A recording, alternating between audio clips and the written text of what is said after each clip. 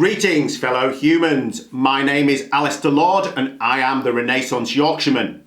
Today I would like to give you an anecdote from my teaching experience, and this particular story comes from the last year that I was teaching in Thailand.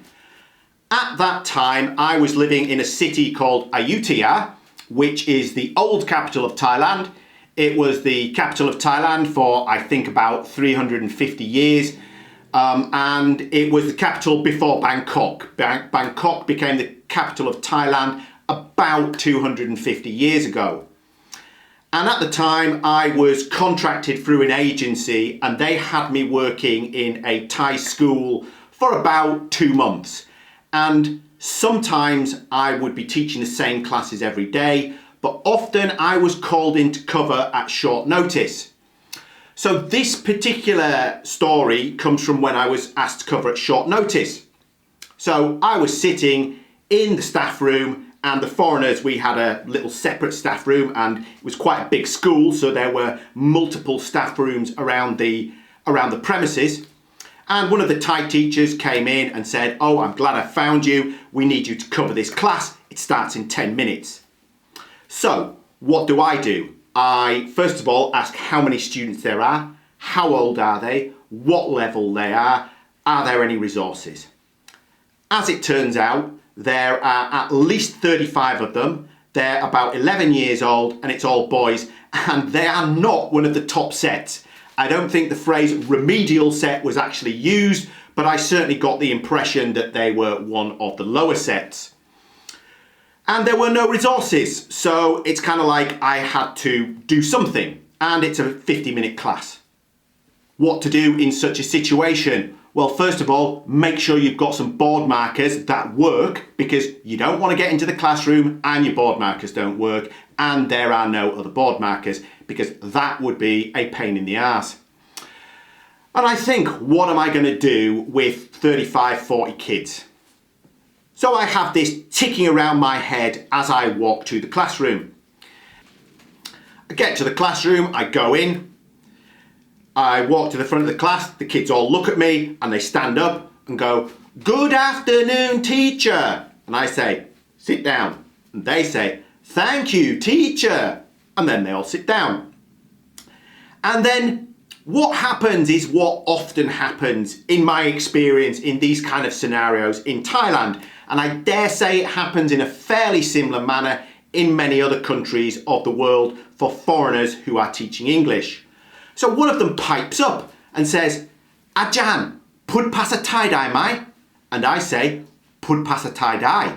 And then someone else says, "Oh, tamai pud pasa Thai?" And I say, "Pud pasa Thai,เพราะว่าพักอยู่ที่เมืองไทยประมาณ8 ปีแล้วก็ทำงานกับผู้หญิงคนไทยด้วยนะพูดภาษาไทยกับภรรยานะแล้วก็มีลูกเป็นลูกครึ่งนะพูดภาษาไทยแล้วก็พูดภาษาอังกฤษด้วยกัน And they were like, "Oh."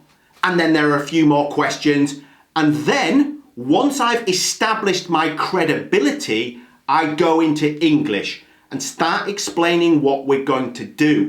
But here's a critical point for any teacher, and it doesn't matter if you're a white man in a classroom in Asia or whether you're teaching to people who are the same nationality and or race as you. Establish your credibility, because if your students think that you are credible, they will listen to you.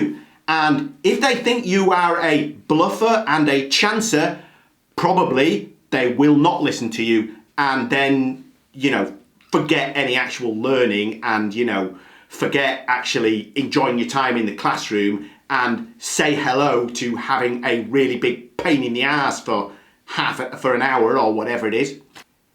In any case, I established my credibility because I can speak Thai good enough that they know that I speak pretty reasonable Thai and that I can understand any of their questions, and I can understand when they're talking together, so they are not going to talk about me because they know that I will understand them.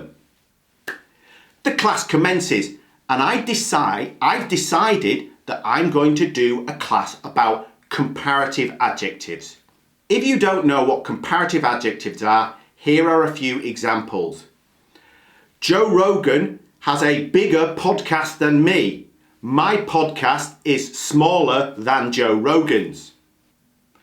Derren Brown is more intelligent than Boris Johnson. Boris Johnson is less intelligent than Derren Brown. Or alternatively, Boris Johnson is stupider than Derren Brown. Driving on the roads in Saudi Arabia is more dangerous than driving on the roads in England. As it happens, the way they make comparative adjectives in the Thai language is actually very similar to how we do them in English. Now, if you ever take a CELTA, a Certificate in English Language Teaching to Adults, they will tell you don't speak their language in the classroom, only speak English.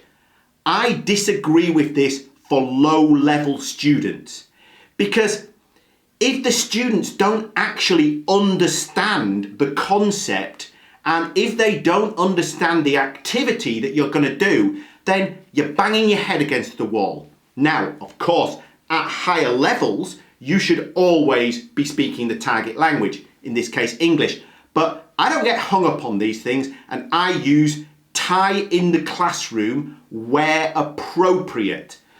So, first of all, I explain what we're going to do in English. Then I ask them some questions to see if they understand.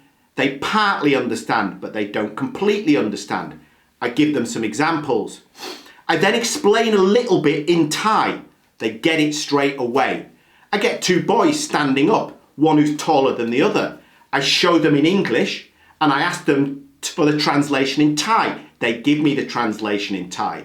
I then get two other boys up, elicit from the group the sentences in English. So they give me, Nop is taller than Noi, Noi is shorter than Nop.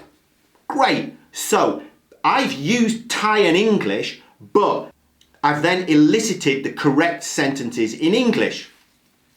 Then I get them to stand up all round the classroom. So along one wall, and onto the next one, and onto a third one, because there's 40 students in the class. When you've got 40 students in the class, you have to have good classroom management skills. So I've got them standing from tallest at one end to shortest at the other. And then we go round the whole classroom and every single student speaks in English. And they'll give me a sentence. I am taller than Jim, but I am shorter than Dan, or whatever their names were. And we go around the class like this. Every student speaks in English.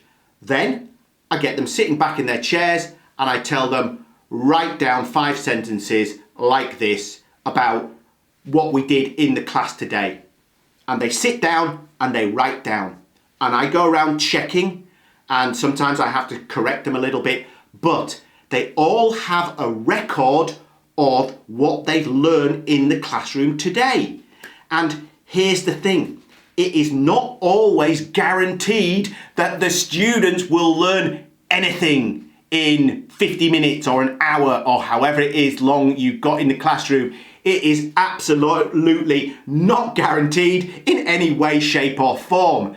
And to turn up on virtually no notice with no resources and to have every single one of 40 students actually practice the target language and then write down a grammatically correct record of that in English is, in my view, an absolute win.